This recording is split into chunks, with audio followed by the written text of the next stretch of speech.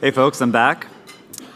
So again, my name's Jay Kirsch-Allen. I'm a director here at the Canadian Club of Toronto, and I wanted to thank you again for joining us. I wanted to point out just how far back I go with some of these panelists. When I was a 6-year-old, I got off a plane in India, and John Stackhouse was a journalist there. Met my dad, who was working there, and so that relationship literally goes back to my childhood. I won't age myself or John. And the rest are equally involved, whether it was launching LinkedIn's largest public-private partnership with Sado at George Brown, which has continued to be the most innovative institution with which we've worked, I would argue, across Canada, certainly in Ontario. Whether it's working with Hamoon and continuing to work with John on conversations around what the future of work is. And I'm excited because I don't think I've actually seen all of them together, certainly not with the minister, on one panel. So this really is a concentration of many of the closest people that I see as mentors that I've experienced. And I think that's probably a good segue. It's been said that education is a great equalizer. However, changes in the workplace are creating unequal benefits for employees. Depending on the type of training you've received or the skills you might lack, finding work itself can be the hardest job of all. Today's panelists are leaders who have important roles in government, education, and the private sector. Their perspectives matter, and we're anxious to hear their insights. Our club would not be able to offer you engaging events like this without the generosity of our sponsors, and today in particular, I'd like to again acknowledge George Brown College. We appreciate your support immensely, and we're glad you're here.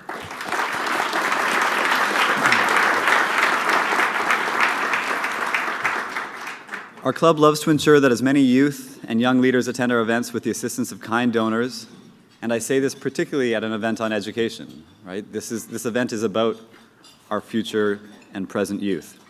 So today, we knew that it'd be important for our conversation for you to be here, and we welcome students from George Brown College, from C.D.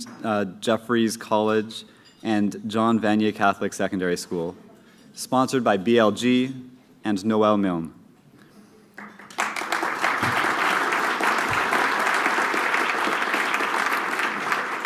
We're delighted that you're here, and now it's time to introduce our panel. First, of course, the Honourable Ross Romano, Minister of Colleges and Universities. So, I'm going to ask that you again hold your applause just to allow us to get through these. Minister Romano, who represents the Sioux at Queen's Park, attended Algoma University before graduating from Windsor Law School. He practiced law for 12 years and also served as a counselor for the Sioux. He was the first provincially elected, he was first elected in 2017 in a by-election, and at the table mentioned that he actually taught at Algoma as well. And Sado, president of George Brown College. The distinguished engineer has been president of George Brown for 15 years. Her leadership has been instrumental in the growth and development of one of Canada's largest colleges. Beyond her leadership at George Brown, Ms. Sado is co-chair of the Business Higher Education Roundtable and serves on many influential boards and committees. I thought maybe to pause there because there's actually a remarkable connection between the work that John Stackhouse has done on the BHER and Anne. It really has become a core of the federal government and our provincial government's work on work-integrated learning, and so it'll be great to hear from both of them on that as well. Speaking of which, John Stackhouse, Senior Vice President, Office of the CEO, RBC. Mr. Stackhouse advises the bank's executive leadership on emerging trends in Canada's economy, with a focus on technology change and innovation. Prior to joining RBC, he spent nearly 25 years at the Globe and Mail, where he served as editor-in-chief, editor of the Report on Business, and a foreign correspondent. Our conversation is going to be moderated by Hamoon Ekhtiari, CEO of FutureFit AI. Mr. Ekhtiari heads an AI-powered intelligence platform for the future of work that partners with national governments and global companies on upskilling and reskilling. Previously, he was Director of Strategy and Innovation for the Executive Vice President at TELUS. Hamoon and panelists, I'm pleased to pass the Canadian Club of Toronto podium over to you.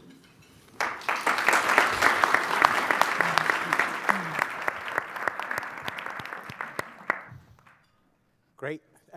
Good afternoon, everybody, and thank you very much, Jake, for that introduction. I am very excited to listen to the panel today myself. I will say, based on what Jake told us about the other events coming this week, I think the room expects you as a panel to be the funniest of the week, as well as the most significant, despite the mayor showing up tomorrow. So looking forward to it. Let us start by looking forward into the future. And so we'll fast forward to 2030, and you are imagining a system we have here in Canada that helps people become and stay future fit. What does that look like to you? What is the most significant characteristic of that vision, and why? And Anne, I'll ask you to start us off, please. Sure, thanks very much. And I think it's a very timely question, given that at George Brown, we recently completed a very collaborative exercise to create our vision for 2030. And we engaged 6,500 employees, alumni, students, and industry partners to help us shape what that future needs to look like. And there were 6 key elements that certainly we're going to strive for, and I would argue the system needs to strive for, to continue to be relevant, high quality, and preparing our learners for their future success. The first is that we're going to have to be highly personalized, and that's because the learners are changing so much. They're becoming more diverse, and their needs are more diverse, whether they're upskilling or reskilling or entering post-secondary education for the first time. We're going to have to figure out how best to serve them, to recognize the knowledge they already have. We also feel it's critical to be physical, digital, and experiential. And it's no one answer. We were just talking about online learning at the table, and it's very, very critical because it offers a lot of flexibility, but it's not the only solution. Our students need blended opportunities to reinforce their learning. They need to be able to take that learning when they're available to do it, but they also have to reinforce the skills through experiential opportunities so that they can develop those technical skills in a real work environment where the human skills or soft skills are really developed. We feel we have to be strongly connected to industry and the community because we want to stay relevant. If we don't do that, we're not going to be able to know what the workforce needs are for our industry partners. We also have to set the stage for lifelong learning, and we have to make people understand that that's going to be a reality because of how things are changing. So I'm very focused on how do we make that easy? How do we support students? How do we stack things? Because they're going to be changing careers more often, and they're going to be upskilling and reskilling on a regular basis. We need to be locally strong, but globally connected, because the reality is that our economy is that much more global. We already have partnerships ourselves with 27 countries where our students take advantage of those opportunities. We have to continue to expand and deepen those. And my last point is that we have to be resilient. And that's not, we're going to have to sort of overcome changes that we can't anticipate, but mostly because we have to be agile, and we need the flexibility to be able to do that because we know the economy is going to continue to change, we know social factors are going to continue to change, environmental issues are going to continue to come at us, and we have to be poised to be able to respond to that. Thanks, Anne. John? I want to give my allotted time to Anne. That was extraordinary. You can just keep going. That was amazing. This is a remarkable room, and I think it speaks to what we hear from clients and communities across the country. This is the #1 issue for Canadians and Canadian organizations. I have the privilege of getting to kind of every corner of the country, and just this fall have been from Abbotsford to Lethbridge to Cambridge, Ontario, and Moncton. It's the topic of every conversation I get to engage in. Where's the talent that I need today and that I know I'm going to need in the future? I'm going to need more people, and I'm going to need them with different skills. I hear that in every sector. So a few trends that seem irreversible or at least well established. One is on the employer side. I think we are seeing a shift from credentials to skills. And we see this in our own organization. Of course, we need credentials for a variety of things, but we really need a foundation of skills because the jobs keep changing. We don't know what kind of jobs we're going to be hiring for in 5 years. We kind of know what kind of people we're going to need. And so we're hiring the people and then helping them move into or train for the jobs that they'll be in. On the education side, I think we're going to see a greater variety of educators in the system. And we see this as a good thing because there's going to be more demand for learning in the 2020s than I think we've ever seen. So we're going to need more educators, more trainers, more skills providers for all ages across the spectrum. So get ready for more providers of education. And then thirdly, on the individual level, I think we all have to start to see skills development the way we see physical fitness, the way we see personal training, and take it as seriously, maybe more consistently than some of us do with physical fitness. But it needs to be that kind of individual obsession across society. Thanks, John. I'm tucking my tummy a little bit as you say that. Minister, I'll go to you next. Well, thank you. I guess just to look back at the question, it's 2030, and where do I see post-secondary education? How dynamic will we be? Well, I think I can summarize this in one word, and I would say globalization of education. I would look at us in the year 2030 as being the #1 leader of post-secondary institutions in the entire world. I think the sector as a whole will be first and foremost in the world as a sector.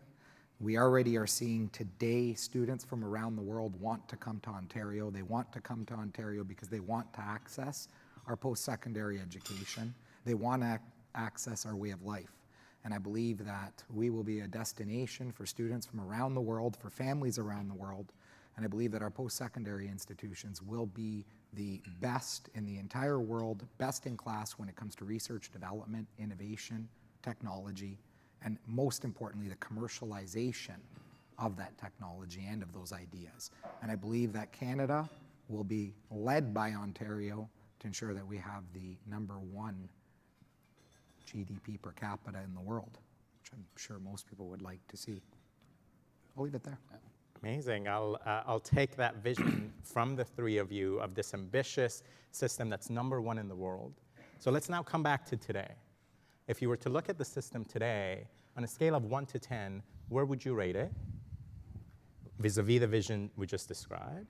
And then what would you consider its biggest strength to build on from where we are? And Minister, I'll ask you to start us off if you don't mind, given you shared that vision of becoming #1.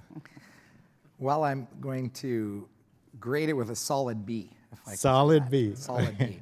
I think when I look at our post-secondary education system that we have today, I think we are leading edge. We are cutting edge. And our institutions, we have a handful of institutions in Ontario that are world-class institutions, that are leading the way in research and development, that are leading the way in technology and innovation.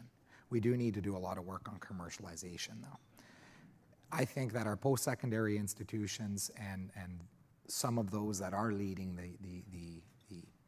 the way around the world are one of the fundamental reasons why our brand is so strong around the world and why international students from all over the world want to come to Ontario to gain access to our post-secondary education. So I would say that our greatest strength is our brand that we have currently established, and look forward to doing everything in our power to further that brand and grow it so that we can continually get better. I think what we see as an advantage, we must continue to work harder at so that we can only get better. I don't want to see us ever get stagnant. Be proud but not complacent. Absolutely. Anne? So I'd give the system, I might give George Brown higher, but I'll give the system a 6. So, I think we're in there, but I think there's lots of opportunities. But when I think of our greatest strength, and I'm going to focus on the college and polytechnic system for this, I think it's our connections to industry. And there's 2 key elements of that. It certainly allows us to make sure that our programs are relevant. It gives our students work-integrated learning or experiential learning opportunities, but it also helps us support the innovation and the strengthening of the economy that we need. And I'll tell you that we focused as a system and as a college in applied research opportunities for the last number of years. We work largely with small and medium enterprises, but we really have created hubs where employers, employees, our students, our faculty can work together. And I'll just give you a couple of examples. Our latest initiative that we've expanded is our Fashion Exchange, which is in Regent Park. We started it off as a training facility where we could help people in Regent Park develop skills where there was industry demand. And we've increasingly created a research hub there, and we just opened, with the help of CFI, Canada Foundation for Innovation funding, a Lift Lab, leading innovation through fashion technology. We're working more on wearables, on smart technologies, where we're working on sustainable textiles because sustainability is such a key issue for us. But we're also now a lean manufacturing facility to support the economy and new designers. But we also have that with our Food Innovation Research Studio, where we've brought new products to market. We've helped operations scale in both food and beverage. We have it with our BIM, Building Information Modeling, where we work with the construction and development sector to create 3D planning, visioning opportunities so that they can start doing their work differently.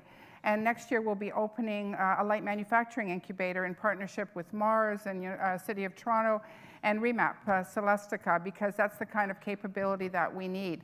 So it's that kind of applied education, applied research that's going to help fuel our economy. So I think that's a real strength that we have to build on. And finally, our connection to industry is helping us with those experiential work-integrated learning opportunities. Years ago, industry told us, hey, when we hire your graduates, they have the technical skills they need, depending on the discipline that you're hiring in. But what they need is those soft skills, those human skills.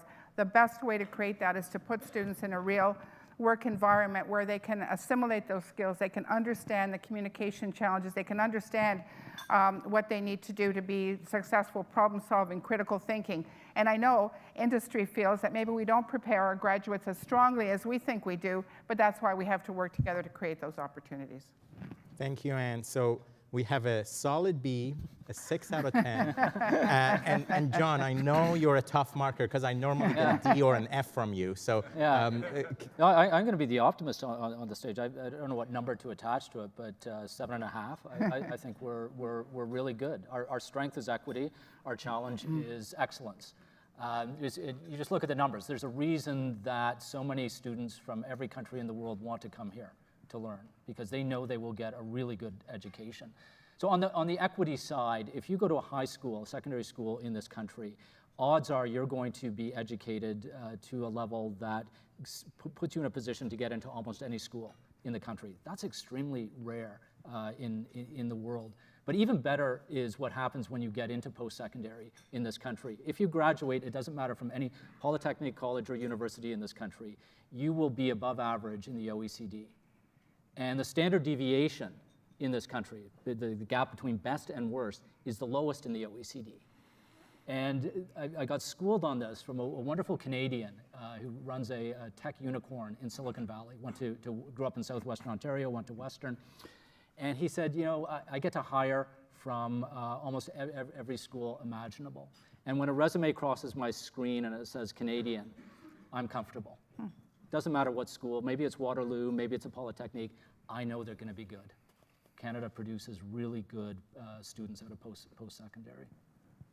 Great, thank you. And John, maybe I'll stay with you on this. You have been thinking, researching, and talking to a lot of people about this topic over the last couple of years. Would you mind sharing some of the insights, particularly perhaps through Humans Wanted, as well as some of the other work you've been doing more recently on the topic? Absolutely, and I'll try to be brief on it because there's a lot to say, but we, as Hamoon said, produced a report last year called Humans Wanted. If you haven't seen it, just Google RBC and Humans Wanted, and it will pop up. And this is a really interesting study. It was based on a year's worth of research, a team of data scientists and economists looking at a mass of data that we worked with ESDC, the federal department, with to assemble, built our own algorithms to study what skills are growing in demand and which ones are shrinking or declining. And it was absolutely clear that across the spectrum, the top skills growing in demand were what many people call soft skills, but there's nothing soft about them. They're really hard. So we thought, let's call them human skills, Because in an age of automation, this is what differentiates us from the robots. It's communications, it's critical thinking, it's complex problem solving, all those C skills, collaboration. The data shows this. These are growing in demand, and I hear this from employers across the country.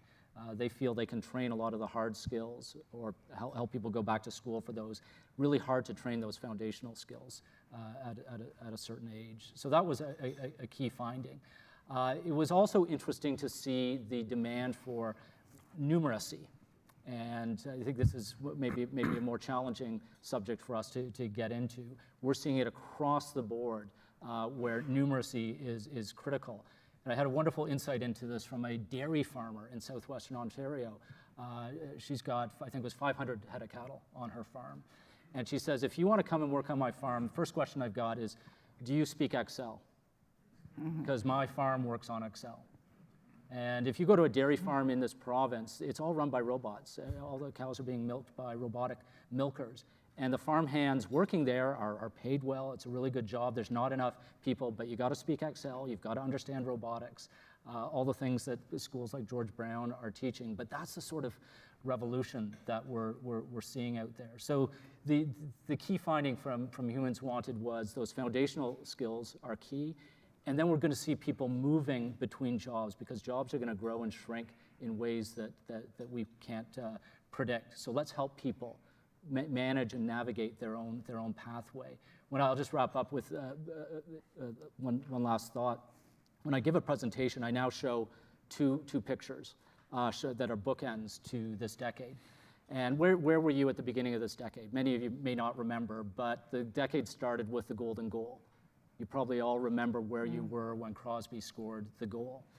And so I have a picture of that, and then show a picture of the very same scene this summer, the Rogers Arena in Vancouver, packed to the rafters with an esports championship for gaming. $30 million in prizes, $350 for a front row seat.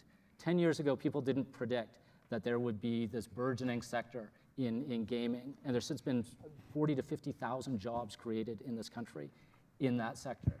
So what are we going to create in the 2020s? We don't know. We don't know. We can have fun predicting, but we don't know.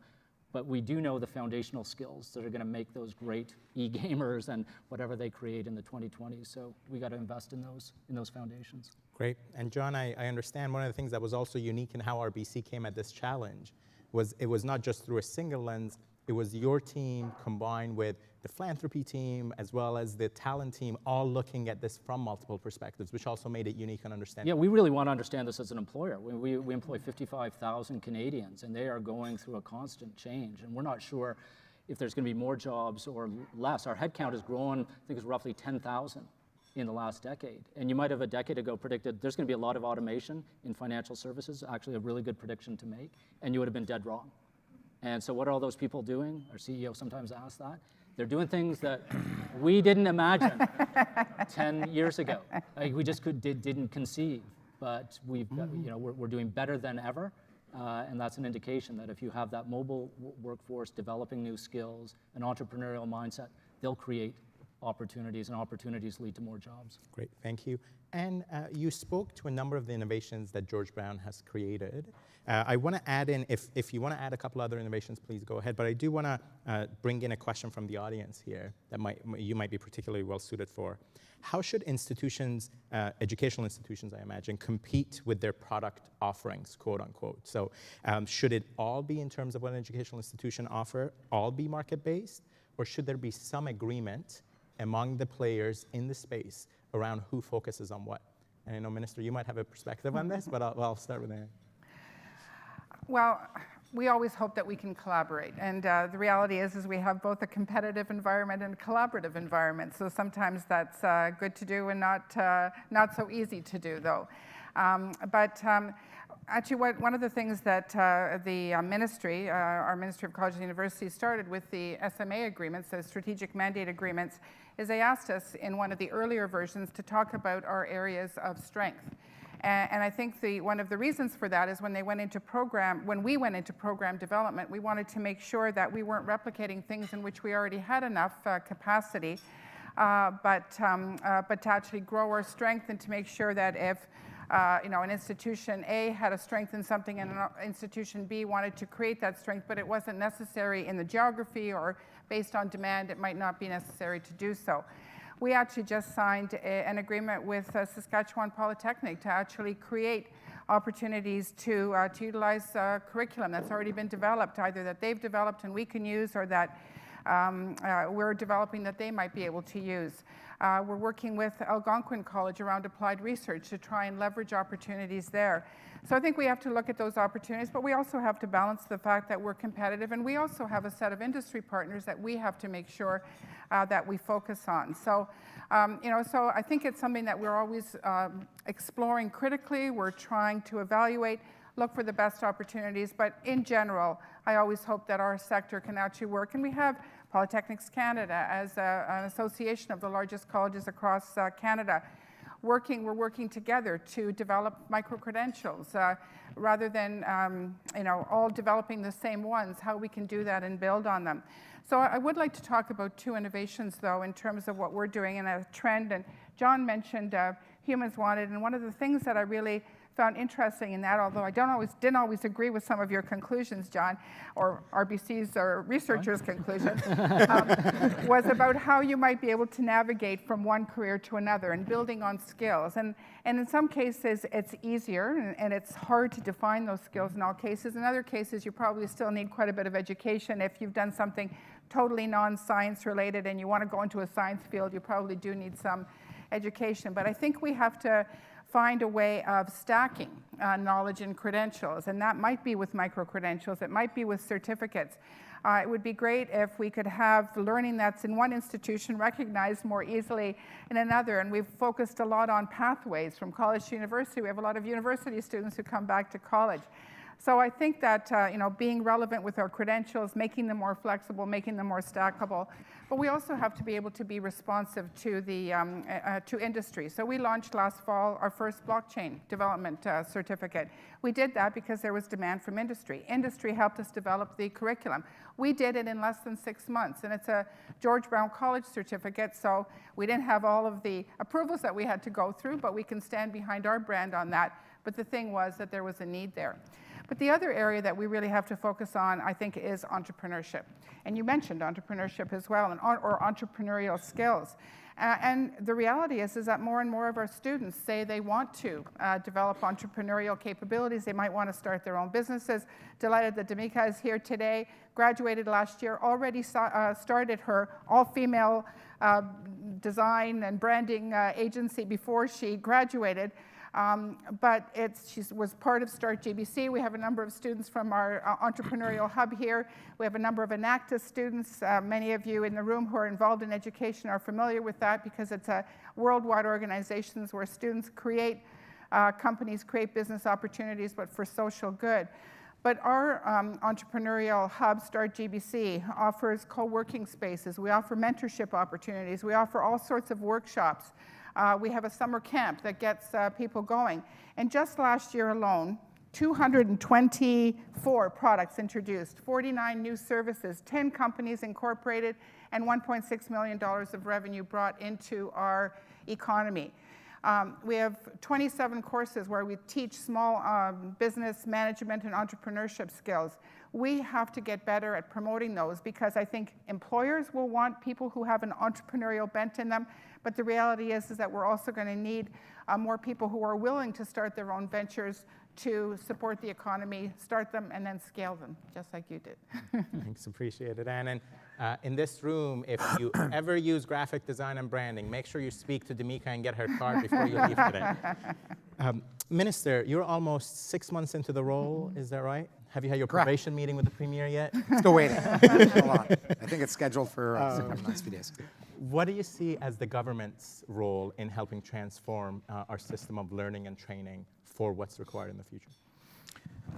Well, I think the government's role, like any CAO, if you will, of any corporation or organization, you want to start by taking a real full assessment of what you've got. What are all the parts and what are all the pieces that you have to work with? So when I look at our post-secondary sector, in early days I was meeting with presidents and I heard a few make reference to post-secondary education as a giant ship.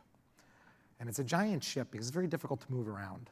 And without all people pulling in the same direction and without a clear direction as to where are we going and what is the North Star, if you will, or what are we navigating towards, everyone going in the same direction, it is very, very difficult to move that ship unless we're all pulling together. When I look at that full assessment, and what government needs to look at is a full assessment of the sector, we have to look at who all of our parts are. We have incredible, incredible experts in the post-secondary education sector. Our presidents are our greatest resource within the sector, and our professors, the faculty, people like Anne. And they need to have all the tools and the resources to be able to do what they do best. They need to have all the tools and the resources to be able to help us get that ship going exactly where we want it to go. That was, for me, when I first started on as minister, the first day I spoke with the heads of colleges Ontario and the Universities Ontario, David Lindsay and Linda Franklin. I saw David somewhere earlier. I see Linda in the back. There you are. Nice to see you, David. Twice in one day. And I spoke with them, and then I said, you know, I'm going to speak with all of our presidents. We need to speak with all 45 presidents, and I need to make sure that I form a dialogue with all of our presidents. And I called Anne, and I called all of our presidents of all of our post-secondary education institutions, all 45 of them. And first we spoke by phone, very brief discussion, and then we had a breaking bread session. And within a period of about 45 days, I met with 45 different presidents, and they were group meetings. But we met together and exchanged cell phones with everyone. And in the course of all of those discussions, I learned more about the sector and more about what we need to do at the sector than I possibly could have learned reading in a book or anything like that. I learned that our program approvals process. So as a government, we want to make sure that we're responding to labor market needs and that our post-secondary education institutions are responding to labor market needs. And they're making sure that they do so in the quickest possible fashion. It's a part of performance-based funding, or SMA, as you heard it referred to. And yet I learned that it was taking us over 2 years to give our post-secondary institutions, excuse me, I talk too much, to give our post-secondary institutions the approvals to put the programs in place that we want them to put in place so that they can respond to labor market needs. And that's not good enough. 2+ years to 3 years to get approvals. So we brought that right down. We removed all the red tape out of the system, and now we're operating in 6 months or less. We did that very, very, very easily, and it was just a matter of hearing from the sector, speaking to the experts, learning what they need, giving them the tools and the resources to be able to deliver and take that ship in the direction we want to go. So I think the government's role at the end of the day is get out of the way, but make sure that our experts and the people in charge and all the people running the ship have everything they need, and to make sure that we have that constant dialogue and that ability to communicate. Every single president of every post-secondary institution has my cell number. Many of them use it a lot more frequently than others. And I would encourage all of you in the crowd and everyone else, use it, because if you could tell me about the issues, we can move forward to resolve them. We can do it quickly as long as we know what they are. You're the experts. We just want to make sure we give you the tools to be able to deliver, which is to deliver that vision of being the best post-secondary system in the world, bar none. You can applaud. We'll applaud that. We're going to change tone a little bit with the few minutes we've got left. There are going to be more rapid-fire questions, so I'll ask you to answer rapid-fire as well. John, I'm going to ask you about what you see as the top blind spot or assumption in our current system that is not being addressed. Where would you see that as sitting today?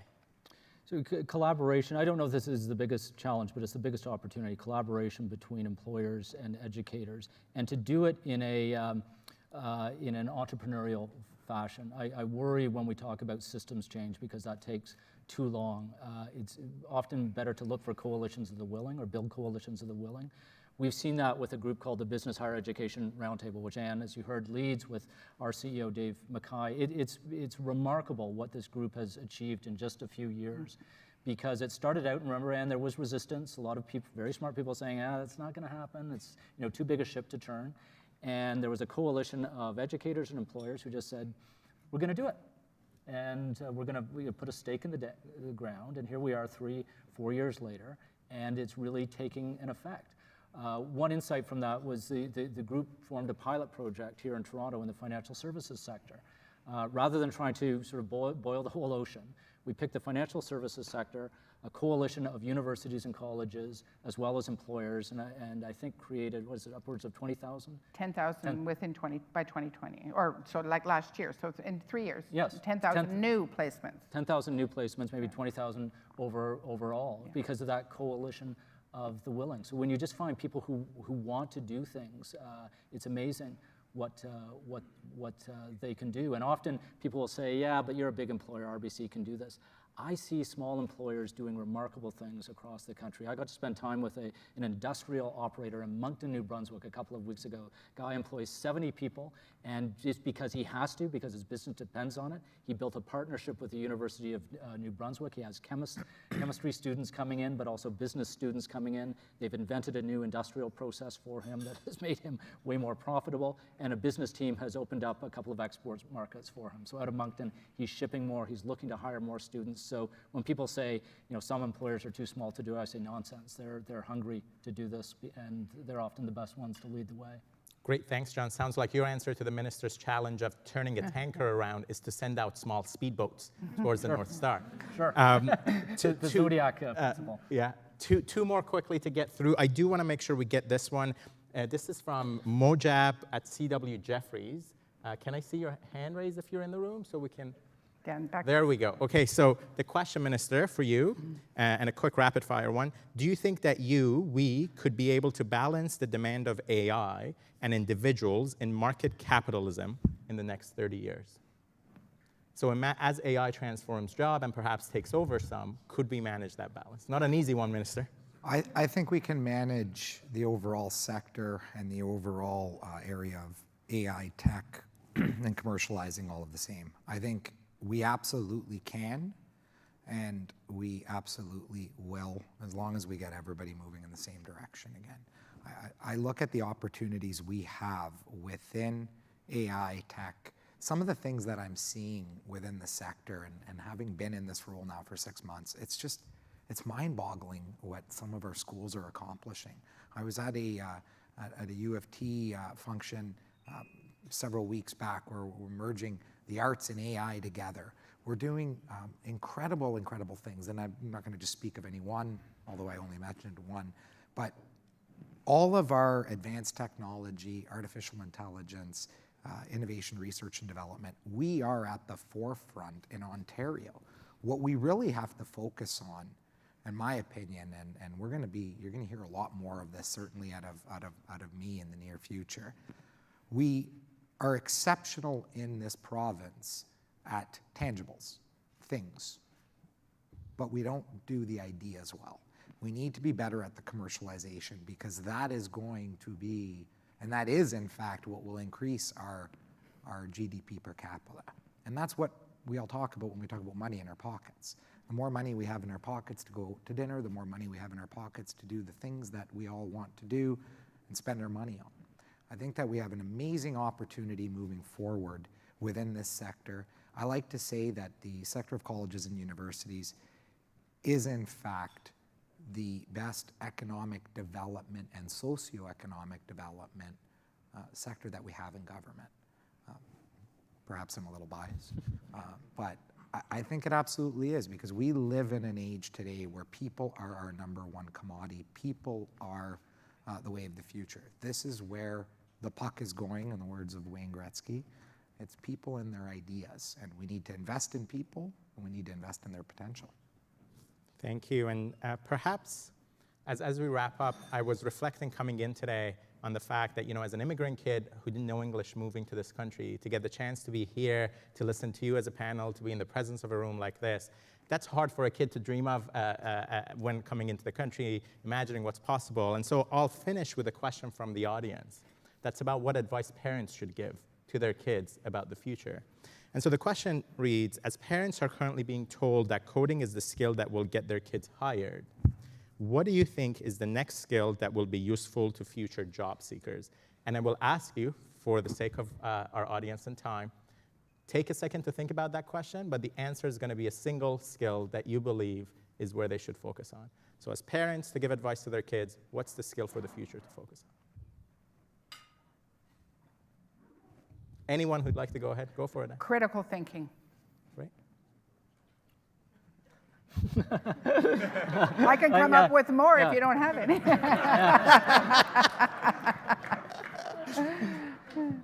I would say learning to learn. We look at our employees and want to ensure that they have the skill to learn and the will to learn. And if they have those two things, they can take on anything. Great. And Minister? I think both answers are great, and really, quite frankly, I think you have to incorporate all of them, and I don't think there's any one thing you can tell an individual, but I would say be nimble. And when I say be nimble, I look at one of the other experiences I've learned speaking with our institutions over the course of our presidents over the course of the last 6 months and looking at the sector as a whole. We don't live in a world anymore that I grew up in, and probably most of you in this room, I suspect, grew up in, where you come out of high school, you go to university or college, you get your credential, and you go to work, and you do that job for the rest of your life. That doesn't exist anymore. We're now in a world where we need to be nimble, and we need to be going back and continually looking at educating ourselves, improving ourselves. The world of micro-credentials within the post-secondary institutions is something that we need to move towards. We need to look at how we continually retrain ourselves and get better and better and better and never stay stagnant, never be standing still. I don't think there's a lot of people moving forward, especially a kid in grade 10 today, a young person in grade 10 today. I don't think that person is going to hold a job for 30, 40, 50 years. I don't think we live in that world anymore. I think if we're looking at 5 to 10 year gaps or stretches within our professional lives, we're probably going to be pretty fortunate. So we need to stay nimble, and I think that's good for us to be nimble, and it's exciting to be constantly changing and not getting stagnant, not getting stuck in that same system, because then we're not getting any better. So I think we need to continuously try to be pushing ourselves to do more and be better. Can I add one thought? Because as an engineer, I have to say this, and we have high school students here. Don't drop math. Figure out a way to do it. No. You'd be amazed at how many areas you need it to apply. And data analytics and all that kind of stuff is going to be key, so keep trying. Numeracy. Yeah, 70% of the jobs out there have some requirement for numeracy.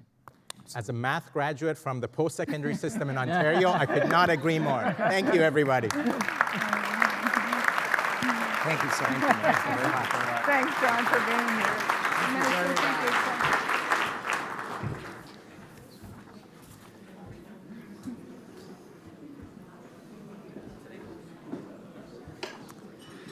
Panelists, on behalf of the Canadian Club of Toronto, I want to thank you for painting a positive picture of the future of work and of our education system. We appreciated the perspectives and insights you shared about future-proofing today's learners. We all agree on the importance of arming graduates with the skills and attitudes they need to succeed in the marketplace. And as you so clearly pointed out, today's workforce needs similar skills and approaches in order to survive. You talked about human skills, you talked about those critical C's that we all need, but also digital skills. And the diversity of institutions delivering those skills is great and powerful here in Ontario.